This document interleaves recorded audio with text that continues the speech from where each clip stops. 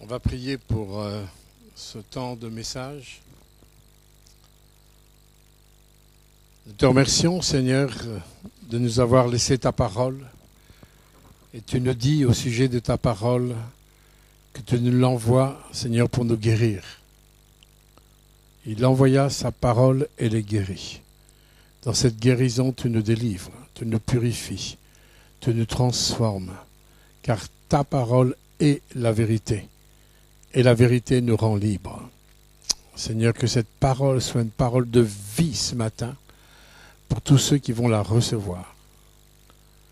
Au nom de Jésus, Amen. Amen. Alors pour commencer, je vais demander à Jean-Michel de me projeter une image. Comme il y a des personnes qui aiment mieux des images que des paroles.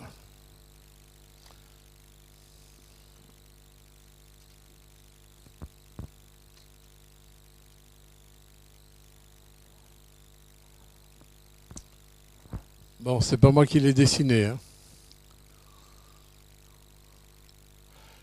Là, nous voyons un arbre. Hein. C'est ce que vous voyez, non? D'accord. J'aimerais justement vous interpeller par rapport, vous parler de l'importance de nos racines. Mais avant de commencer, je vais vous poser une question. Là, donc, vous avez la terre ici. En théorie, les racines que vous voyez là, dans la nature, vous ne voyez pas les racines. D'accord? Que penseriez-vous de personnes qui vous disent « Ah non, non, il n'y a que ça qui existe et il n'y a rien à l'intérieur. Il n'y a pas de racines. » Qu'est-ce que vous penseriez d'une personne qui vous dit ça? Non, non, non, il n'y a que ce qu'on voit là. Il n'y a que ça qui existe. Et vous savez qu'il y a des milliers de personnes qui pensent comme ça. Alors, peut-être pas au sujet des arbres, mais ils pensent comme ça. Ça ne vous viendrait même pas à l'idée, vous comme moi, de penser qu'il y a un arbre sans racines. Même si vous ne voyez pas les racines. Ce n'est pas parce que nous ne voyons pas les racines que les racines n'existent pas. Toutes les personnes qui disent, de toute façon, moi je crois que ce que je vois, sont exactement dans la même position que les gens qui disent, ah ben, il n'y a que ça, mais il n'y a pas de racines, parce que je ne les vois pas. Hello. D'accord? Alors que les racines, c'est... Non, non, tu laisses l'image. Hein. J'en ai besoin. Hein. Non, non, il est déjà pressé. Non, non, il n'est pas encore midi. Hein. Les racines qui sont là, qui ne se voient pas, ce sont les choses les plus importantes pour que l'arbre puisse se développer. Et vous remarquerez, et je l'ai remarqué souvent dans la nature, quand vous déracinez un arbre souvent, il y a une proportion entre la quantité des racines et la largeur des racines avec le nombre de branches et la largeur des arbres.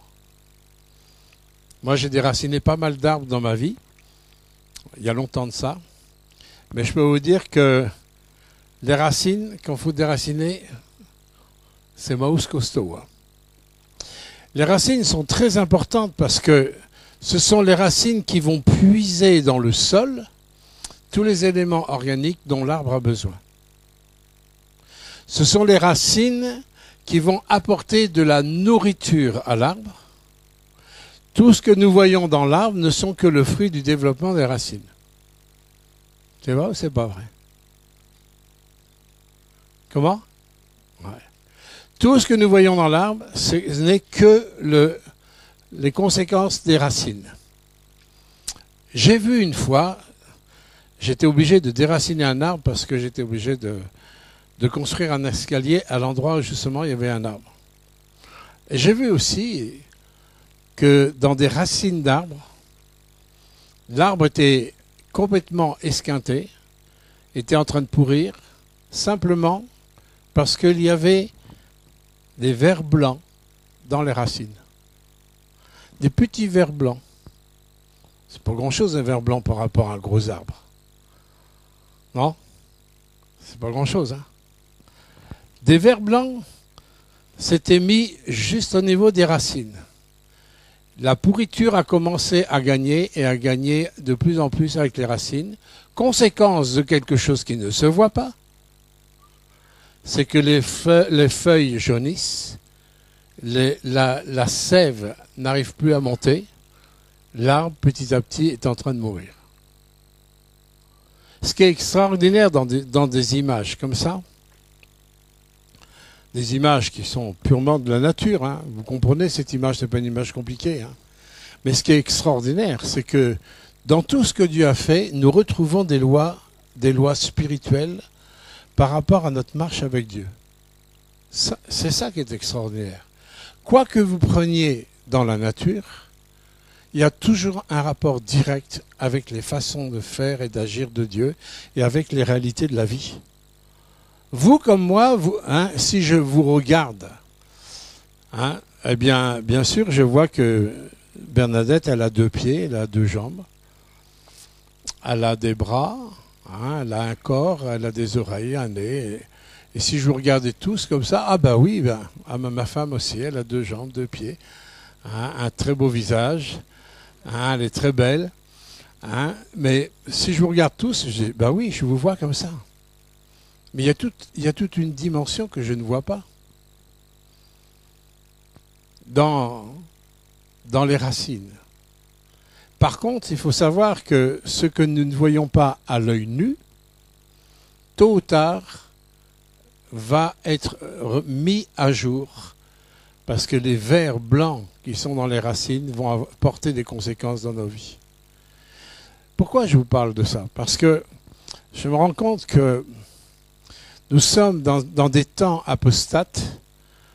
Nous sommes dans des temps apostates où la foi s'effrite dans notre société de plus en plus.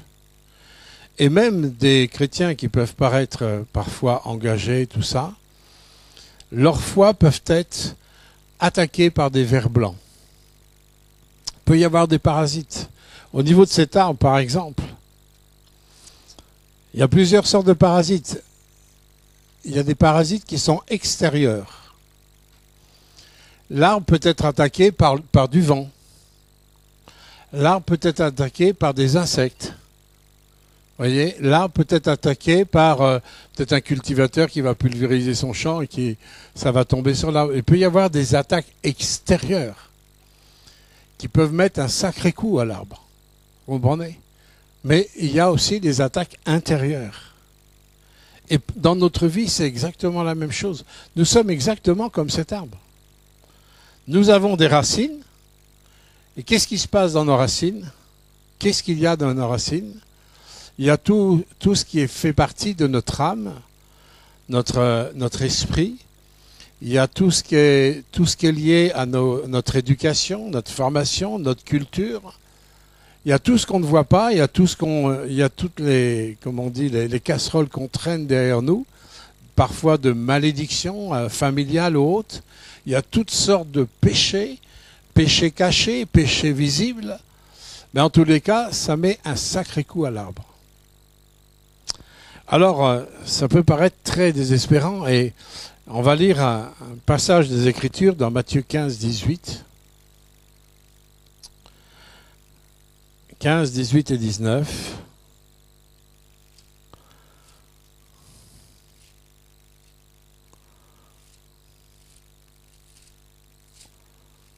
Voilà.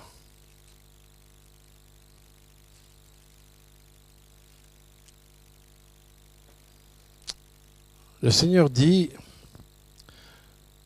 verset 18, « Ce qui sort de la bouche vient du cœur. C'est ce qui souille l'homme, car c'est du cœur que viennent les mauvaises pensées, les meurtres, les adultères, les débauches. » Dans le mot débauche, c'est le mot fornication dans le texte original, les vols, les faux témoignages, les calomnies. Voilà les choses qui souillent l'homme en vérité. Ce qui souille un homme, c'est quelque chose qui vient de l'intérieur, des attaques intérieures. Et en fin de compte, tout ce qui est énuméré là dans la parole de Dieu, J'ai la désagréable nouvelle à vous annoncer que nous avons tous tout ça. Toutes ces racines qui sont porteuses de choses qui détruisent, nous avons un sacré paquet de vers blancs dans nos racines. Pourquoi? Parce que nous avons été touchés, frappés par le péché. La Bible nous dit dans Romains 3, 23, « Tous ont péché et sont privés de la gloire de Dieu. » Les racines de nos vies, si vous représentez... il a enlevé l'arbre.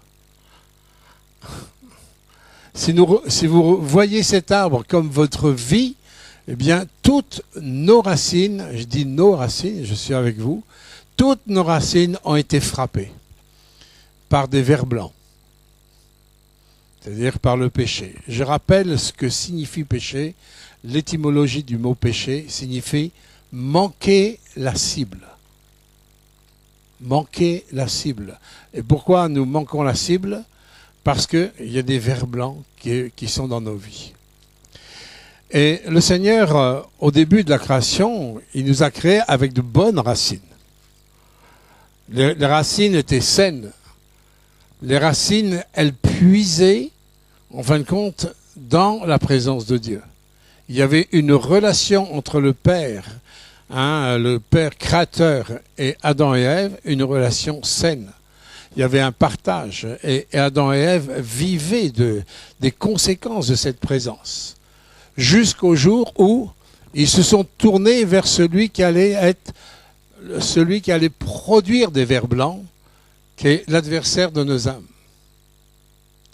Alors, il faut savoir qu'il y a des principes pour toucher vraiment nos racines, parce que si l'ennemi touche nos racines, il a gagné. Et il a gagné dans un certain sens quand il a touché toutes les racines de toute l'humanité. C'est pour ça que Jésus a dit que le prince de ce monde, c'était Satan. Satan, ça veut dire le destructeur, le menteur, le voleur. Et croyez-moi, il ne fait aucune exception. Partout où il peut agir, il le fait. Il n'a aucune pitié. Le péché qui peut être agréable pour un temps va en finalité nous détruire pour l'éternité.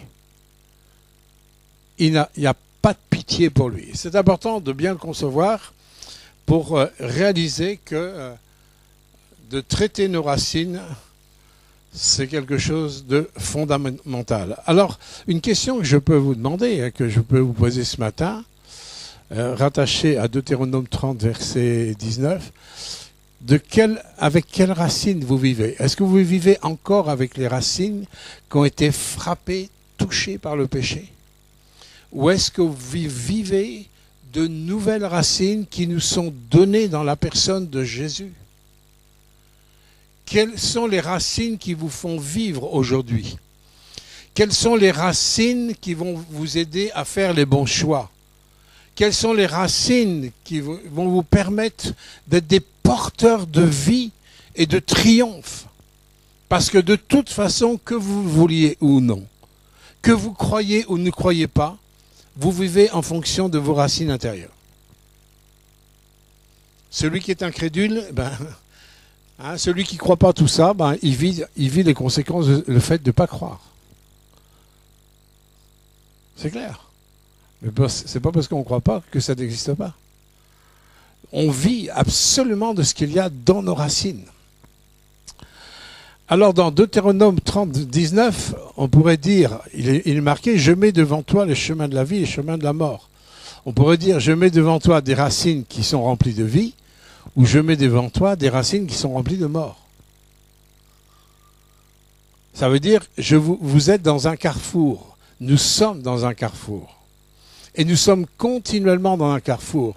Notre vie n'est faite que de multiplicité de choix avec ses conséquences. Tous nos choix, il y a des petits choix, il y a des choix moins importants, des choix importants et des choix très très importants. Mais toute notre vie n'est qu'une multiplicité de choix. Ça veut dire qu'on ne peut jamais dresser notre poing vers Dieu, puisque nous vivons les conséquences de notre choix, et en fonction de notre choix, nos racines sont alimentées de vie ou alimentées de mort. Quand je dis le mot mort, c'est le mot séparé. C'est-à-dire que la vie de Dieu, la présence de Dieu n'est pas. La mort, c'est ça. C'est quand la présence de Dieu n'est pas dans nos vies. Alors, nous sommes devant un carrefour et des carrefours permanents, et c'est important de vraiment de considérer qu'il y a des opportunités que Dieu donne à toute l'humanité, c'est d'avoir une possibilité de choix. Alors on pourrait dire, oui, mais il y a des gens qui n'ont pas forcément la possibilité de choisir, ils n'ont pas forcément entendu l'Évangile. Il y a des gens qui peuvent dire comme ça. Mais ce n'est pas une raison, et ce n'est pas juste, puisque la Bible nous dit que Dieu nous parle à travers notre conscience. Ça veut dire que tout le monde sur l'univers a au moins une conscience. On l'étouffe ou on ne l'étouffe pas. Si on l'étouffe, on choisit le chemin de la mort. Mais quelqu'un qui va écouter la voix de sa conscience, même s'il n'a pas entendu l'Évangile, même s'il n'est pas dans une église, mais quelqu'un qui va écouter la voix de sa conscience va se rapprocher de la parole de Dieu de plus en plus. Pourquoi? Parce qu'il y a une correspondance entre les commandements de Dieu et ce que Dieu a gravé dans la conscience de l'homme. Donc, la Bible dit ils sont sans excuse. Une autre chose, là où nous n'avons pas d'excuse, c'est que la parole de Dieu nous dit que en admirant toutes les beautés de la nature, ils n'ont aucune excuse de rejeter Dieu. Il ne peut pas y avoir une nature aussi complexe comme elle est sans avoir quelqu'un qui a pensé, qui était à l'origine. Et regardez que Dieu n'a pas fait la nature en noir et blanc. Moi, je suis content qu'il y ait des couleurs. Regardez un bouquet de fleurs comme c'est beau. Regardez un arc-en-ciel comme c'est beau. Hein? Heureusement qu'il n'y a pas un arc-en-ciel en noir et blanc. Heureusement qu'il n'y a pas que des fleurs en noir et blanc. Il y a du jaune, il y a du rouge, il y a de l'orange. Et Dieu, dans la nature, il arrive à harmoniser les couleurs comme aucun artiste ne peut harmoniser. Dans les moindres détails de la nature, il y a une beauté qui se dégage. Et des fois, combien on est en admiration devant des détails de la nature. Alors les gens disent, ouais, c'est la nature, ça fait tout seul. Là aussi, c'est aussi ridicule que de penser qu'il y a un arbre sans racines. De dire que ça s'est fait tout seul par la nature, hein, c'est aussi ridicule que de penser qu'il y avait un arbre sans racines. C'est absurde. Et surtout que maintenant, on a tellement découvert sur le plan de la science qu'il y a des codes mathématiques dans toute la créature. Depuis qu'on a découvert l'ADN, il y a eu des recherches très poussées où il y a des codes mathématiques qui gèrent toutes les molécules qui sont dans l'univers. Et tout est codifié d'une façon mathématique avec une précision où vous ne verrez jamais une marguerite avec un pétale de trop. Pourquoi? Parce qu'il y a un code mathématique qui gère ça. Et après on dit c'est Madame Nature qui fait ça. Ça s'appelle de la mauvaise foi. Et là, si on choisit comme ça, il est sûr que je vais alimenter des racines de mort. Pourquoi? Parce que j'exclus l'auteur de la vie. Je mets devant toi, Deutéronome 30, 19, je mets devant toi le chemin de la vie et le chemin de la mort. Et là où est notre responsabilité, c'est que Dieu nous dit, choisis. Et je ne peux pas, si je ne choisis pas la vie, je ne pourrai jamais accuser les anges ou Dieu, hein, parce que, en fin de compte, il y a dans mes racines des choses qui sont porteuses de mort. Et je ne peux pas lever la main contre Dieu. Et la plupart des gens dans notre société lèvent la main contre Dieu parce qu'il y a des tas de choses qui ne vont pas, il y a des malédictions, il y a les conséquences des péchés. Et je faisais partie de cela pendant un temps parce que je ne connaissais pas, je ne savais pas. Mais nous sommes absolument responsables du dégât de tout ce qui se passe sur la planète Terre. Parce que nous vivons avec des racines qui sont remplies de mort. Et forcément, il y a des mauvais fruits. Et même dans les bonnes choses que l'humanité a fait, il y a toujours la face destructrice, négative. Parce qu'on fait les choses sans la présence de Dieu. On exclut la vie. Alors, je vous ai parlé qu'il y a des adversaires, hein, des ennemis à l'extérieur de l'arbre. Alors, pour nous, en fin de compte, qu'est-ce qui est un peu à l'extérieur de l'arbre? C'est les influences des modes, le péché qui règne dans notre société, fait partie des parasites extérieurs. Nous subissons l'influence des modes extérieurs. Regardez, quand on n'est pas à la mode, moi je me souviens, dans les années 70, il y avait les pantalons à pattes d'éléphant, il y avait des coupes de cheveux un peu bizarres, hein, et si les jeunes n'étaient pas comme ça, ben, ils n'étaient pas dans le rang. Et c'est l'extérieur, l'influence de l'extérieur. Je parle au niveau vestimentaire. Hein, mais en fin de compte, dans les modes extérieurs, même vestimentaires ou autres, derrière, il y a des états d'esprit. Il y a des états d'esprit. Moi, je sais, quand j'ai commencé à la fin des années 60 à me laisser pousser les cheveux, qui étaient assez importants, assez très, très volumineux, le jour que j'ai fait une alliance avec Christ, le jour même, je ne supportais plus mes cheveux, j'avais envie de les arracher. Je ne les ai pas arrachés quand même, je ne suis pas maso. Mais je ne supportais pas mes cheveux.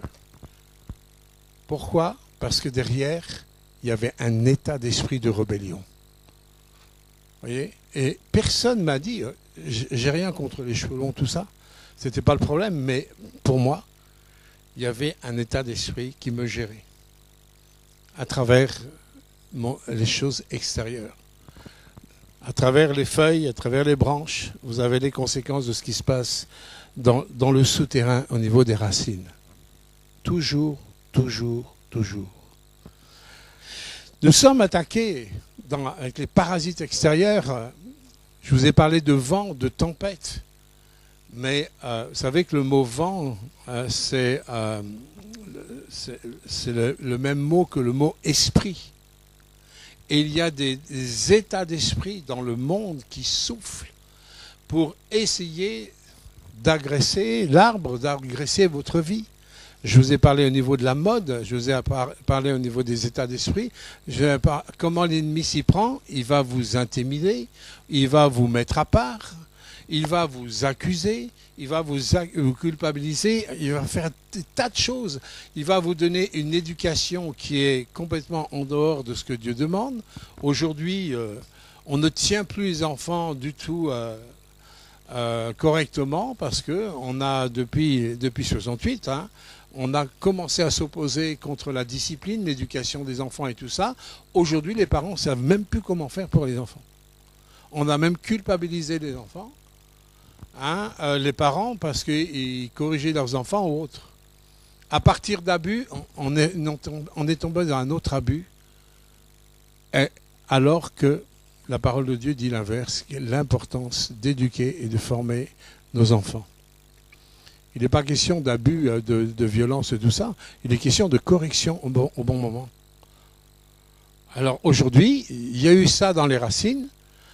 Il y a eu ça, un état d'esprit qui est venu et qui a agressé l'arbre, qui a agressé nos vies, qui agresse notre société. Et après, on est étonné de se trouver dans des problèmes très complexes, ingérables. Et je plains de tout mon cœur, moi, les gouvernements à l'heure actuelle, parce qu'ils vivent les conséquences il y a 50 ans en arrière de 68, ils vivent les conséquences de tout ça et on ne sait plus comment faire. Et pour revenir en arrière, c'est compliqué. C'est très compliqué. Si je mets un défoliant sur l'arbre, un défoliant, c'est un désherbant qui va attaquer l'arbre par la feuille. Donc c'est une attaque extérieure. Il y a un produit, Arnaud il doit connaître ça en Alsace, le Roundup. un produit dont il ne faut pas faire de la publicité en ce moment. C'est des grands combats. C'est d'ailleurs interdit maintenant. Mais le Roundup, c'est un défoliant. Vous pulvérisez du défoliant sur l'arbre ou sur une plante quelconque, et à travers la feuille, à travers la tige, là, ça va le chemin inverse, ça va descendre jusque dans les racines, et ça va détruire la plante qu'on veut détruire. Et qu'est-ce qu'il y a comme Roundup dans la société, dans les états d'esprit? Et le problème, c'est que les chrétiens qui vivent dans la société, ils ont du mal à faire la part des choses. On va parler des antidotes après. Hein, je vous parle d'abord des conséquences. Mais il y a des défoliants dans notre société, comme au niveau où on a touché la cellule familiale, où maintenant on change d'homme comme on change de chemise, on change de femme comme on change de chemise aussi. C'est pas grave, on est dans des familles recomposées, avec des familles qui ont des fois entre 5 et 10 enfants, qui viennent de différents horizons. Essayez de trouver un bon fonctionnement équilibré là. Si vous le trouvez, ben chapeau. C'est pas trouvable. Pourquoi?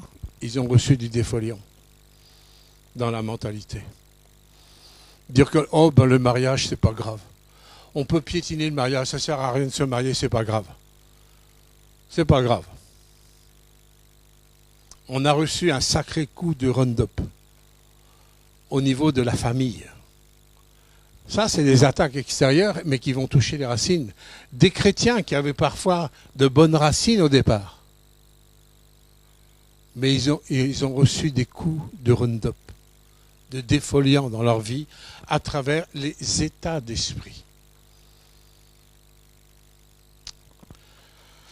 Au niveau de votre formation, au niveau des médias, nous recevons des coups de Roundup, de défoliant. Aujourd'hui, ce sont les médias qui font tout pour que vous puissiez choisir en fonction de ce qu'ils essayent que vous choisissiez. Un coup de Roundup par là, un coup de Roundup par là. Le but, c'est de toucher vos racines. Parce que les racines, c'est le plus important. Il est important de protéger vos racines déjà par les attaques extérieures. C'est capital. Alors je ne sais pas ce qu'on peut mettre derrière le Roundup dans vos vies, dans vos états d'esprit. Demandez au Saint-Esprit si vous avez reçu des coups de défoliant, et par quel état d'esprit que vous avez accepté dans votre vie. Les circonstances aussi peuvent avoir une influence aussi sur les attaques extérieures. Quand un arbre vit des tempêtes pas possibles, des intempéries, ou alors quand un arbre vit des moments de sécheresse, par exemple, ces circonstances extérieures, ça peut avoir un sacré dégât. Soit trop d'eau, soit pas assez d'eau, l'un comme l'autre, ça peut faire du sacré dégât. S'il y a des circonstances qui vous assèchent dans les circonstances parce que vous ne les gérez pas, vous ne les contrôlez pas avec le regard de la vie, c'est Daniel 2,21 qui nous dit que c'est Dieu qui change les temps et les circonstances. Dans un regard de vie, si je regarde avoir un regard de vie, dans les circonstances difficiles, je sais que c'est Dieu qui tient les temps et les circonstances et est capable de les changer. Si face à des circonstances difficiles, vous ne gérez pas et vous cédez à l'angoisse, à la peur, au fait d'être effrayé, à l'intimidation ou autre, là, c'est clair qu'il va y avoir du dégât dans vos racines.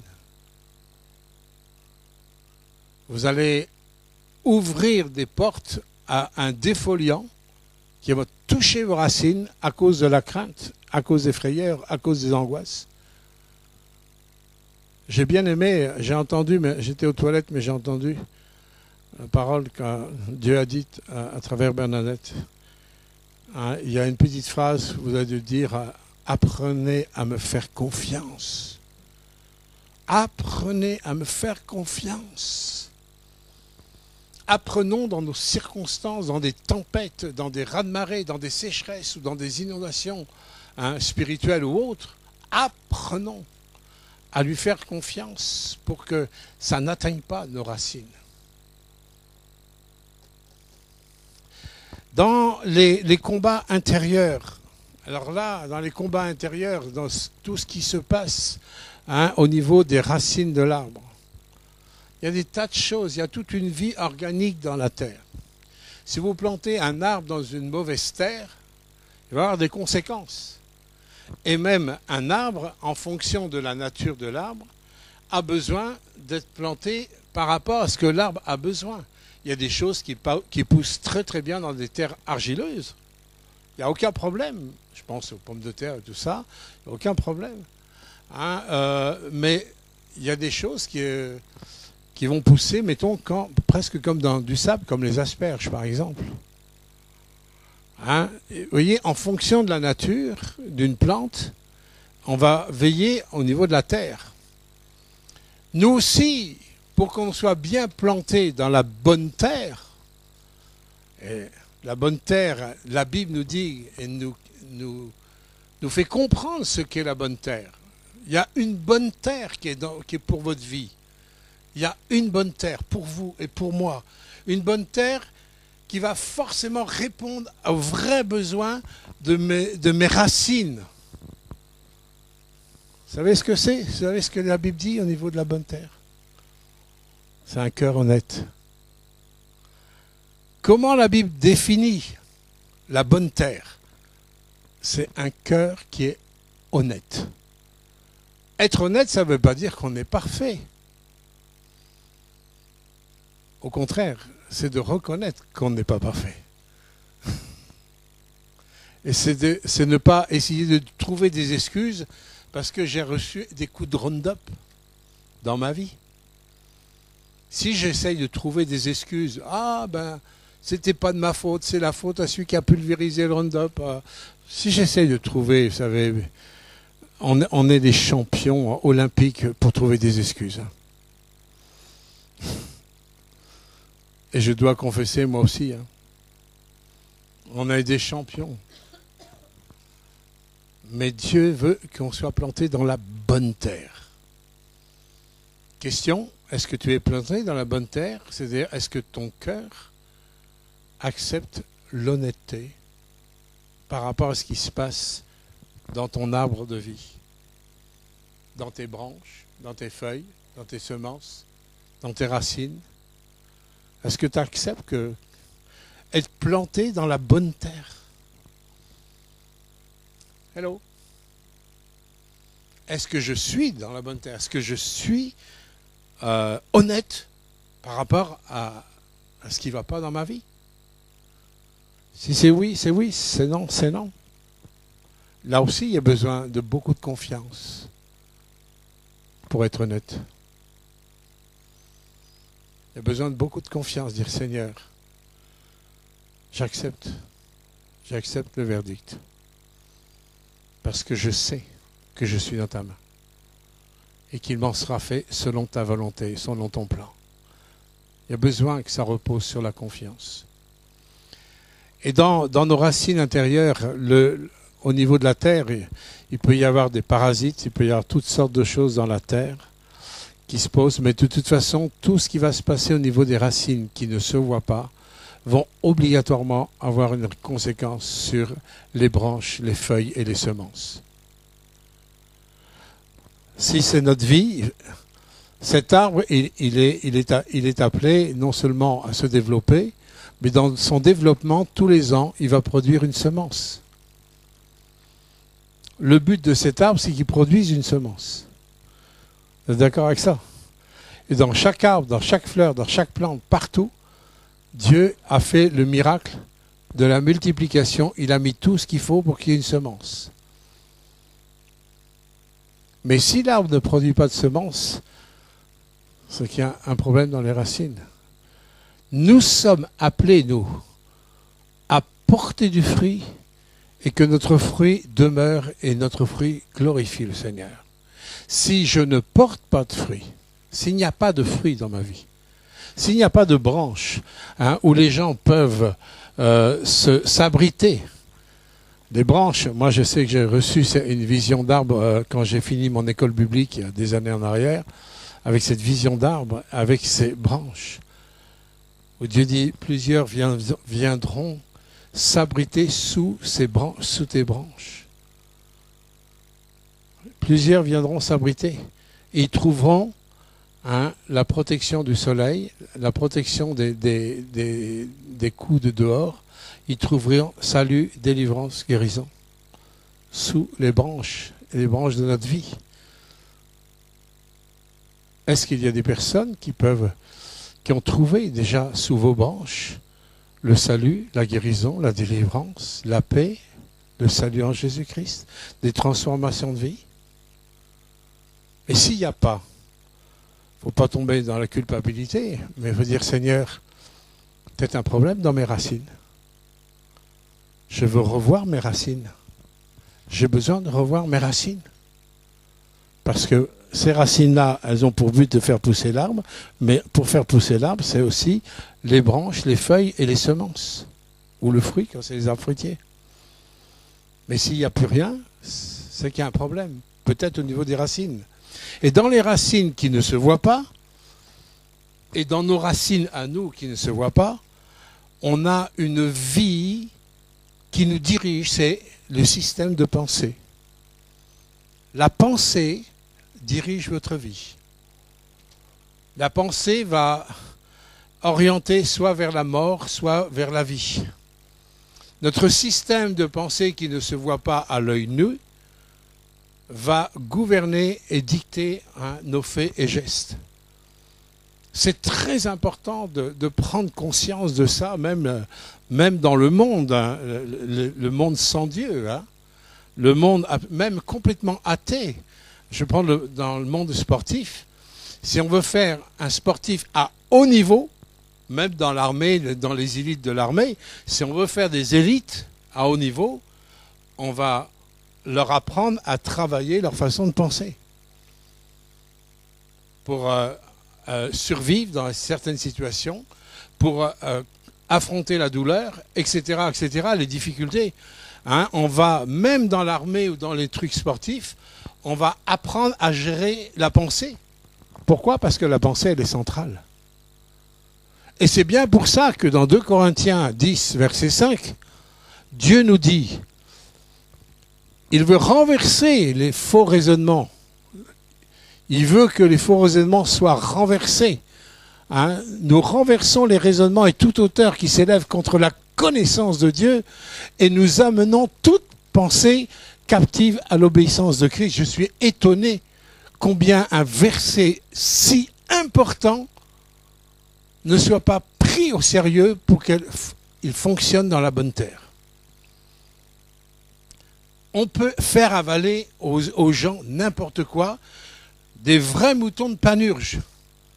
Quand je vois à l'heure actuelle, je ne veux pas parler du vaccin, mais je suis étonné comment les gens, que ce soit d'un côté comme de l'autre, ils sont menés par le bout du nez. Et on peut leur faire gober n'importe quoi. Mais c'est dangereux, mes bien-aimés. Qu'on puisse faire gober n'importe quoi à n'importe qui, ça, c'est certainement pas digne d'un disciple de Jésus-Christ.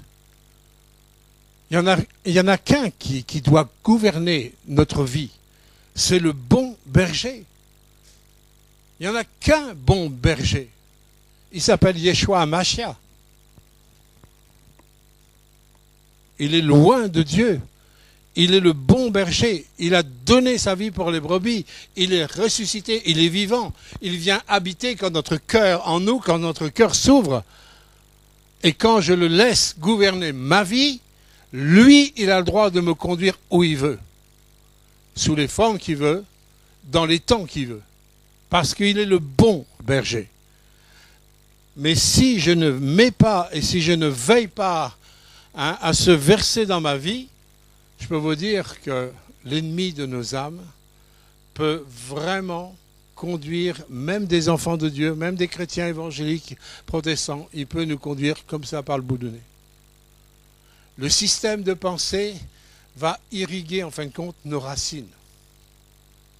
Il y a des pensées, quand on veut vraiment marcher avec Dieu, qu'on aime le Seigneur, qu'on a la crainte de l'Éternel, il y a des pensées qu'on va absolument bloquer, où je veux me dresser contre certaines pensées que je ne veux pas. Quelqu'un a dit, je crois que c'est le réformateur 15e siècle, son nom m'échappe.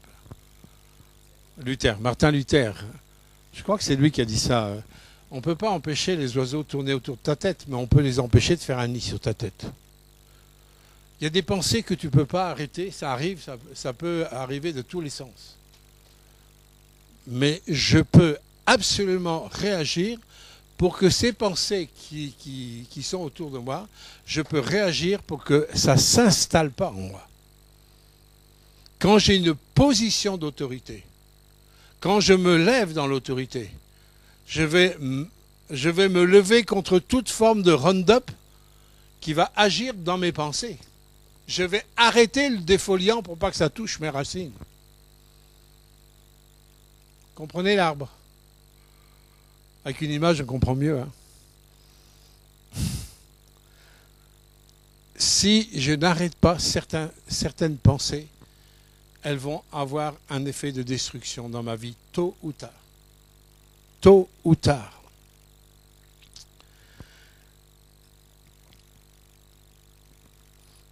Dans les parasites intérieurs, il y a tous les fruits de la chair. Dans Galates 5, 19, si vous voulez avoir d'une façon pratique, dans Galates 5, 19, vous avez en fin de compte, d'une façon précise, Dieu nous parle d'une façon précise dans Galates 5, 19, tous les mécanismes de la pensée destructrice. Ce qui vient de nos racines où il y a eu des vers blancs depuis le Jardin d'Éden. Et là où il y a le ver blanc, ben ça se manifeste, Galates 5, 19, hein, par des... tu as la référence? Monsieur Paquet?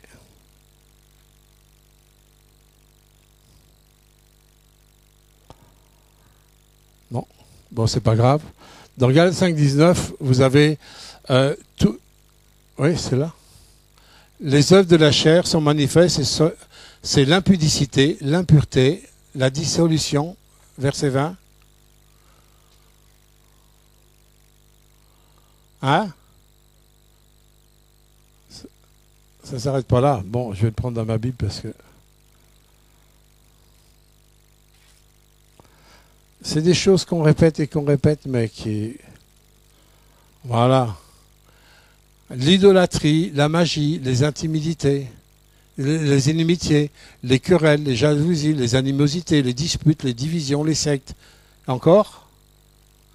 L'envie, l'ivrognerie, les excès de table, les choses semblables. Je vous le dis d'avance, comme je l'ai déjà dit, que ceux qui commettent de telles choses n'hériteront point le royaume de Dieu. Ça, ce sont les racines qui fonctionnent avec les vers blancs. Si vous fonctionnez avec ça, c'est que vous avez des vers blancs dans vos racines. Comprenez? Par contre, si je fonctionne avec... C'est pour ça que le Seigneur, il a été radical. Hein, lorsqu'il a parlé dans Jean 3 avec Nicodème, il dit, mais si vous ne naissez de nouveau, ben, vous ne pourrez pas rentrer dans le royaume. Parce que vous, comme moi, on a tout ça dans nos racines. Qu'on le veuille ou non. Alors c'est exploité d'une manière ou pas, c'est étouffé pour certains, l'accent est mis sur d'autres, mais en fin de compte, toute l'œuvre de destruction des vers blancs dans nos racines, c'est en vous, c'est moi. Et on ne peut pas, un arbre dans lequel il y a des vers blancs dans les racines, vous ne pouvez pas simplement mettre un pansement un petit peu comme ça ne va pas marcher. Quand la destruction est faite au niveau vraiment de la racine, moi j'ai vu, là où il y a des vers blancs, la racine elle est pourrie. Qu'est-ce que vous voulez faire avec une racine qui est pourrie? Et Jésus, il sait très bien. il sait très bien qu'il n'y a rien à faire. Le péché nous a dominés, le péché nous a détruits. Le péché a amené toute l'humanité dans les trucs injustes, dans des drames terribles tout au long des siècles, où les hommes ont beau essayer d'avoir fait la paix avec des contrats de paix, des actes de paix, il n'y a jamais eu la paix, même encore maintenant. Il n'y a aucune génération qui a connu vraiment la paix sur la terre. Pourquoi? Parce que ce n'est pas possible. Seuls ceux qui ont accepté. Alors là, on ne va plus parler des racines, mais qui ont accepté le principe de la greffe. C'est dommage, je n'ai pas d'image. Moi, j'ai fait des greffes par fente. J'ai greffé des pommiers, j'ai greffé des cerisiers. Eh bien, au départ, vous avez un porte-greffe, et comme il a des mauvaises racines qui ne vont pas, forcément, il ne porte pas de fruits. C'est des mauvais fruits, c'est des trucs bizarres, tordus. Hein, ça peut être une nature de pommier, mais qui a besoin d'être greffé, ou un porte-greffe comme des meurises, par exemple, un merisier qui peut être greffé. Alors, qu'est-ce qu'on fait avec ça? Il va falloir faire une opération radicale. On coupe la tête de l'arbre. C'est ce que Jésus veut faire avec nous. Ça s'appelle la circoncision, ça. Vous savez, on coupe, on sépare. On coupe la tête de l'arbre. Alors même si le porte-greffe a un bel aspect, mais s'il ne porte pas de fruits, jamais il portera de fruits s'il n'est pas greffé. Et si nous, on ne reçoit pas la greffe divine, jamais je peux porter du fruit. Jamais. Alors on coupe l'arbre. On dit, en fin de compte, on veut un bel arbre, mais en fin de compte, on coupe la tête. Ben oui. Et ensuite, on va fendre l'arbre. On va l'ouvrir. Dieu veut que notre cœur s'ouvre. Et on va apporter la greffe. La greffe qui vient d'un bel arbre. Avec un bois tendre, un bois, en fin de compte, d'un arbre qui porte vraiment des bons fruits. On va tailler un petit peu en biseau la greffe. Et on va glisser dans la fente, on va glisser la greffe. Et de deux côtés, on va mettre deux greffons. Et l'arbre qui était condamné à ne plus jamais porter de bons fruits à cause de ses mauvaises racines, quelque part, Dieu a trouvé la solution. Il faut que tu naisses de nouveau. Il faut que tu te repentes. Il faut que tu acceptes que dans ta nature humaine, jamais tu pourras porter de bons fruits. Dans ta nature humaine, jamais tu pourras porter la vie. Il faut que tu acceptes qu'il y ait une coupure et laisse le greffon pénétrer ton cœur. On apporte le greffon et ensuite on lie bien fort la tête de l'arbre avec les deux nouveaux greffons. Et en plus, on va protéger les greffons pour les attaques extérieures qui, en général, quand on fait une greffe, les attaques extérieures, c'est quand les oiseaux se mettent sur ces jeunes greffons qui risquent de casser la greffe. Et Dieu, il nous place, quand on vient de recevoir la greffe, Dieu nous place dans un contexte d'église locale qui est notre protection contre les oiseaux du ciel. Contre tout ce qui pourrait venir casser ce greffon, jusqu'à temps que ces greffons puissent se développer. Moi, je me souviens, j'avais greffé des cerises Napoléon. Si vous aviez vu les belles cerises que j'avais après, par rapport aux petites meurises que j'avais au départ, ça n'avait plus rien à voir. Hein? Bien sûr, on reste, nous, les personnes qui sont sur la terre. Mais à un moment donné, grâce à l'œuvre de la nouvelle naissance, grâce au fait qu'on accepte le verdict de Dieu sur nos vies, qu'on accepte que jamais on pourra porter de bons fruits parce que nos racines ont été trop esquintées. Parce que dans notre nature, on ne peut pas apporter de bons fruits. Mais grâce à cette greffe, eh bien, et que moi je vais m'alimenter de ce qui est lié à cette greffe, c'est-à-dire de la nature de Christ. Je vais me rattacher justement à ce que Dieu dit. Là, ce greffon va pouvoir se développer et porter de bons fruits. Donc nous devons veiller absolument à mon système de pensée. Est-ce que ma pensée est en accord avec la parole de Dieu? Si je ne veille pas sur mes pensées, vous aurez du tohu-bohu dans vos émotions. Vous ne pourrez pas contrôler vos émotions si vous ne contrôlez pas vos pensées. Et si vous ne contrôlez pas vos émotions, vous ne pourrez pas contrôler vos comportements. Pourquoi? Parce que tout découle de ça. C'est pour ça que c'est tellement important de contrôler ma façon de penser.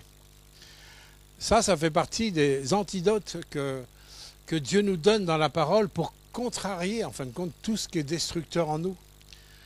La première chose, c'est la prise de conscience que nous avons un adversaire qui est là dans un seul but, c'est de nous dévorer. La Bible nous dit dans 1 Pierre 5,8, soyez sobres, veillez. Donc là, c'est ma part de veiller. Votre adversaire, le diable, rôde comme un lion rugissant, cherchant qui il peut dévorer. Dans 1 Samuel 16, 7, il nous est dit, l'homme regarde ce qui frappe les yeux. Mais Dieu regarde au cœur. Et j'ai besoin d'apprendre à avoir le regard de Dieu devant les circonstances, devant les relations, devant les situations. Les chrétiens sont beaucoup trop émotionnels, beaucoup trop sentimentaux.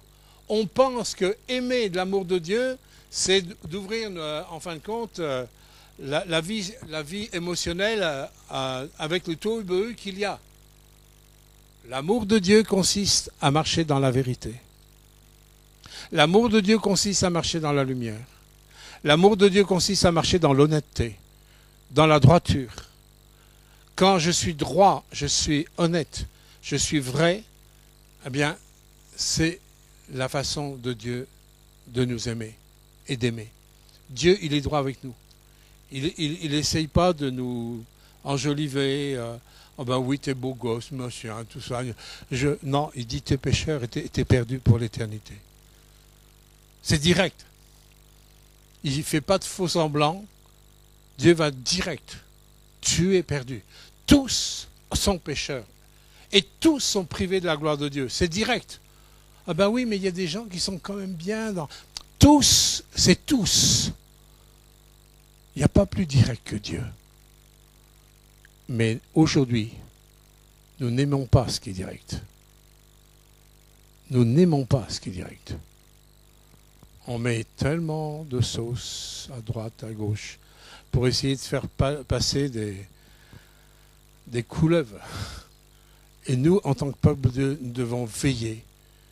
Et surtout, de ne pas tirer avant l'heure des situations avant que Dieu nous révèle les racines des choses. Nous sommes dans un monde de séduction, mes bien-aimés. L'ennemi veut détruire même les enfants de Dieu, s'il était possible. Et c'est pour ça que Dieu nous laisse de l'enseignement. Il nous laisse des vérités fondamentales pour que nous soyons un peuple qui veille. Soyez sobres. C'est pour ça qu'on ne peut pas se laisser aller à n'importe quoi. On doit marcher dans une sobriété qui va susciter une écoute, une attention et une écoute au Saint-Esprit dans notre vie, et nous n'accepterons pas n'importe quoi dans nos vies. Ensuite, Dieu nous dit que dans Romains 6, 16, ne savez-vous pas que si vous vous livrez à quelqu'un comme esclave pour lui obéir, vous êtes esclave à celui à qui vous obéissez, soit au péché, soit l'obéissance pour la justice. La soumission à quelqu'un ou à quelque chose va me rendre esclave. Alors, ça peut être dans le côté positif comme dans le côté négatif. Le côté positif, c'est quand je me rends esclave à la justice. Quand je me rends esclave à l'amour de Dieu, il n'y a aucun problème. Quand je me rends esclave à la grâce de Dieu, à la bonté de Dieu, à la miséricorde de Dieu, quand je suis esclave à à Jésus-Christ, qui est par naissance amour, il n'y a aucun problème d'être esclave là. Par contre, si je ne suis pas esclave de Christ, je suis esclave d'autre chose. Et forcément du péché qui va détruire, qui mène. Et là, ce qui est important, c'est de comprendre qu'il y a une loi spirituelle. Et dès que je me soumets à quelque chose, cette chose me domine. Soumettez-vous à une mentalité quelconque, elle va vous dominer. Combien de jeunes sont des fois des délinquants, vont en prison à cause d'une mauvaise rencontre où ils ont été influencés et se sont soumis. Et il y a des jeunes qui ont détruit leur vie comme ça. Et il y en a dans les prisons, je peux vous garantir. Des jeunes à cause d'une mauvaise rencontre, une soumission à quelque chose qui les a emmenés, en fin de compte, à du n'importe quoi dans leur vie. Alors quand vous prenez les gars, ils sont pas pires que les autres. Vous comprenez ça? Simplement une soumission. Faisons attention à quoi nous nous soumettons. La Bible nous dit dans 1 Jean 4:1, ne croyez pas à tout esprit, ne vous y soumettez pas. Je vous parlais des états d'esprit tout à l'heure. Nous devons discerner l'origine des esprits. Nous sommes dans un monde d'esprit. Hein, les gens pensent qu'on est dans un monde matériel. Oui, on est dans un monde physique et matériel. Hein. Dans l'arbre, il y a le côté matériel qu'on voit dans l'arbre. Hein, le tronc, les branches, etc. Mais il y a tout ce qui est en dessous. Et il y a une loi, c'est que l'invisible a autorité sur le visible. C'est toujours comme ça. L'invisible a une autorité sur le visible. Tout ce qui se fait sur la terre part de l'invisible pour que ça soit concrétisé dans le visible. Même la chaise sur laquelle vous êtes assis, a commencé dans l'invisible, dans la pensée de quelqu'un. Et ensuite, à travers la main du dessinateur qui a dessiné la chaise, après un ouvrier qui a conçu la chaise. Mais il n'y aurait pas de chaise s'il n'y avait pas eu de la pensée dans l'invisible avant. Et tout ce qui est fait sur la surface de la terre part toujours de l'invisible. Parce que la loi de Dieu, c'est l'invisible domine le visible. Et ça, les gens ne veulent pas, ne croient pas. Et pourtant, c'est comme ça. Et aujourd'hui, il y a des états d'esprit, de séduction, surtout au niveau religion, surtout au niveau de la foi. Il y a toutes sortes de séductions. C'est pour ça que nous avons besoin d'être des hommes et des femmes de la parole. Pas de lire la parole d'une façon bigote, d'une façon traditionnelle, mais de tirer la nourriture de la parole, de veiller à la pensée de Dieu. J'ai dit ce matin dans le chant, oui, je le vois. Est-ce que je vois Dieu à travers la parole? Il est quand même extraordinaire que la Bible qui a été écrite sur 1600 ans avec divers auteurs et tout ça, que nous trouvons de la Genèse à l'Apocalypse le même Dieu, le même Seigneur, le même état d'esprit, le même cœur, la même volonté. Waouh! Waouh! Des choses qui ont été dites et qui s'accomplissent des milliers d'années après. Nous devons être des hommes et des femmes de la parole. Ce n'est pas la quantité de la parole qui est lue qui est importante. Vous pouvez lire, mettons, des livres entiers de la parole, même en une journée, ce n'est pas ça qui va faire de vous un meilleur chrétien. Mais vous devez chercher Dieu à travers sa parole. Ce n'est pas pareil. Et quand on cherche Dieu à travers sa parole, il y a l'état d'esprit divin qui vont assainir non seulement mes racines, mais qui vont me faire voir, en fin de compte, l'identité du greffon que j'ai reçu. Ce greffon que j'ai reçu, c'est Jésus-Christ. Quand j'ai reçu Jésus qui est mon greffon, et qui va porter du bon fruit, bien, il faut que ce bon fruit soit bien alimenté avec la même chose que la nature du greffon. Et la parole de Dieu, c'est la même nature que le greffon. Allô? Si nous ne sommes pas des gens de la parole, on va avoir des problèmes pour discerner les états d'esprit de séduction. Je disais hier dans le cours des disciples, dans Actes, Il y a eu un problème, un conflit doctrinal au début de l'Église primitive, qui aurait pu avoir des conséquences graves. Hein, un conflit entre est-ce qu'il faut circoncire les nouveaux chrétiens, les chrétiens qui se donnent à Christ, puisqu'il y a une majorité de juifs qui se convertissaient, qui étaient eux tous circoncis. Est-ce qu'il faut circoncire les autres? Paul et Barnabas ont commencé à réagir, mais ils se sont soumis à un principe de la parole pour gérer un conflit, pour éviter que ce conflit devienne négatif. Qu'est-ce qu'ils ont fait? Ils ont amené ce conflit à la lumière de ceux qui avaient autorité à Jérusalem, avec Pierre et Jacques et les autres. Vous voyez, ils ont agi dans la mentalité des Écritures. La mentalité des Écritures, c'est la lumière, c'est la transparence, c'est la bonne terre. Et le conflit, il a été réglé une fois pour toutes. Vous comprenez? Aujourd'hui, on vit, hein, on prend même quelques messages comme ça, et après, dans la semaine, on fait comme on veut, on pense comme on veut, on dit ce qu'on veut, on écoute ce qu'on veut, on voit ce qu'on veut, et après, on dit « Oh, c'est bizarre, le dimanche matin, la louange est difficile. » Alimentons nos racines, alimentons ce greffon qui est Jésus-Christ dans notre vie. Ne jamais, la Bible nous dit, l'autre point, ne jamais se confier dans la force de l'homme. Dans Jérémie 17, 5, ainsi parle l'Éternel. Maudit soit l'homme qui se confie dans l'homme et qui fait de la chair son bras.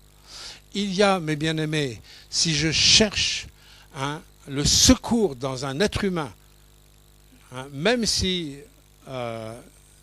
c'est quelqu'un qui me paraît plus avancé ou autre, mais si je vais chercher mon secours dans un être humain, je m'expose à une séduction et des conséquences dans ma vie.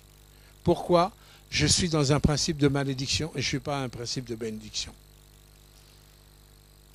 Il est important que nous ayons une attitude d'adulte, de mûr. Et ma confiance est en l'Éternel seul. Il n'est pas question, le fait de dire je n'ai pas besoin d'autorité, je n'ai pas besoin de ceci, je vais avec Jésus tout seul. Non. Il est question d'être conduit par le Saint-Esprit, conduit avec la mentalité des Écritures, où c'est lui qui reste maître, et ma confiance, elle restera absolue, totale en l'Éternel. Même si je demande le secours de la prière ou autre, mais ma confiance, elle est en l'Éternel, mais je ne vais pas essayer de me soumettre à des faux semblants, à des contrefaçons de la foi ou autre, parce que les conséquences, mes bien-aimés, sont graves. Les conséquences sont graves. Je ne peux pas trop développer là, mais j'aurais beaucoup de choses à dire. Et en fin de compte, je terminerai là-dessus avec le Jérémie 17, 7 et 8. C'est une parole de bénédiction. Dieu dit « béni soit l'homme ». Vous voyez, au départ, au verset 5, il y a vraiment une parole de malédiction. Maudit. Quand dans la Bible c'est « maudit soit l'homme », ça veut dire qu'il y a vraiment une malédiction. Il ne faut pas qu'on soit étonné que même si on est chrétien, on dit « oh, on est protégé parce qu'on est chrétien ». Sauf que si tu fais du n'importe quoi, tu n'es plus protégé. Tu n'es protégé qu'à une condition, que si tu es sobre et tu veilles et tu pries. Si tu es sobre, tu veilles, tu pries, oui, il y a la protection de Dieu, il n'y a aucun problème. Mais si tu fais du n'importe quoi, ça ne sert à rien de demander la protection de Dieu. Si tu fais du n'importe quoi, ben vas-y, hein, tu es en train de vivre avec des vieilles racines d'avant, ça ne va pas marcher. Tu peux toujours demander à Dieu t'aider, ça ne va pas marcher. Il y a des prières qui ne sont pas exaucées. Il y a des vies qui ne vont pas se débloquer. Il y a des maturités qui se développent pas. C'est pas normal, mes bien-aimés. Moi, quand ma fille, elle est née, il y a 46 ans, elle était dans une poussette, première année. Et la première année, elle avait des couches, d'accord? Mais si au bout de 46 ans, elle serait encore dans la poussette avec ses couches, il y aurait un problème, hein? Non? Si ma fille, au bout de 46 ans, elle était encore dans sa poussette avec des couches, c'est qu'il y aurait vraiment un problème. Le problème, c'est que parfois dans l'église, il y a des vieux chrétiens qui sont encore dans les poussettes avec leurs couches. Je vise personne. Mais je dis ça, je sais que c'est choquant. Je dis ça pour qu'on réfléchisse. Parce que nous sommes appelés à porter du fruit. Et ce fruit que Dieu veut qu'on porte, c'est pour bénir un monde qui se perd. Un monde qui s'en va en enfer.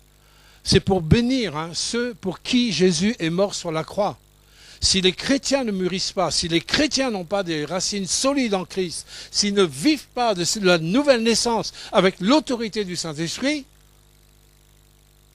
nous manquons le cap, c'est-à-dire nous péchons. Nous manquons la cible. Dieu ne nous bénit pas que pour nous. Il nous bénit pour bénir les autres. Il règle nos problèmes pour aider aussi, qu'on puisse aider les autres dans leurs problèmes. Et que le monde qui est sans espoir sache qu'il y a une espérance dans ce greffon qui est Jésus-Christ et dans l'Église qui protège le greffon. Hello? Retenez cette parole. Béni soit l'homme qui se confie en l'Éternel et dont l'Éternel est la confiance. Écoutez, il est comme un arbre. Et on revient à la notion de l'arbre. Il est comme un arbre planté près des eaux. Il étend ses racines vers les courants. Il n'aperçoit point la chaleur quand elle vient. Et son feuillage reste vert. C'est-à-dire, quelles que soient les conditions extérieures, quelles que soient les difficultés extérieures, il a des racines qui plongent dans les courants d'eau. Dans les années de la sécheresse, il n'a pas de crainte. Il ne cesse de porter du fruit. Vos vies, ma vie, est comme un arbre, mes bien-aimés. Et nous devons veiller sur nos vies comme un horticulteur va veiller sur un arbre qu'il a planté.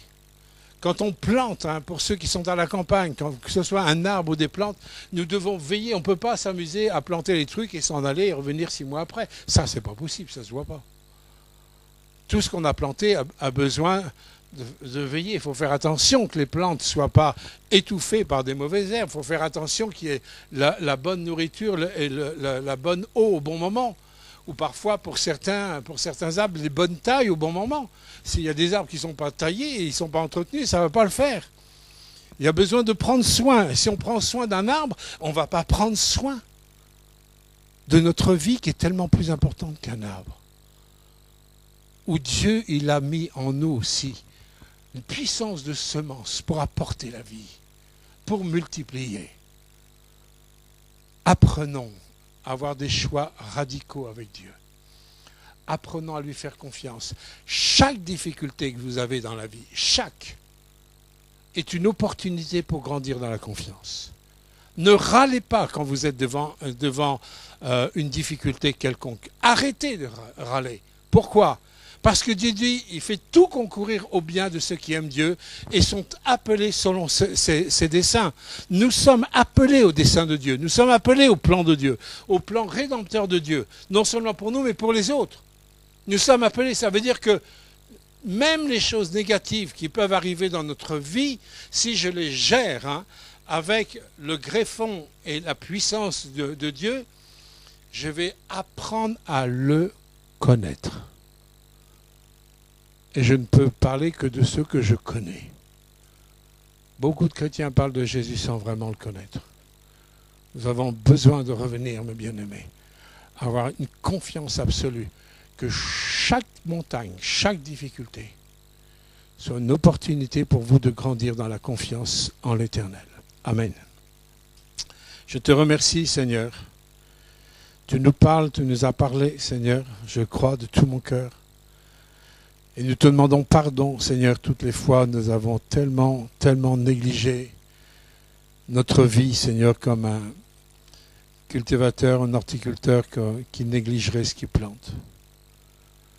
Seigneur, tu veux que chacun d'entre nous devenions ces arbres avec des branches abondantes, avec des fruits abondants. Seigneur, face à ce monde qui est tellement, Seigneur, dans le tohu-bohu, dans les impuretés, les mensonges, les manipulations, les destructions, les suicides et tout.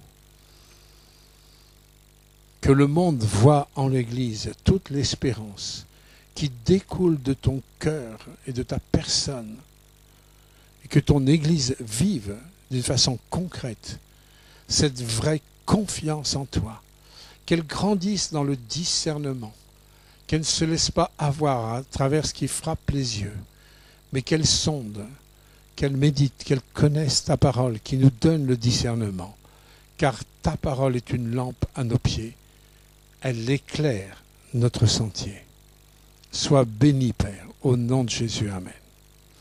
Amen. Que le Seigneur vous bénisse pleinement.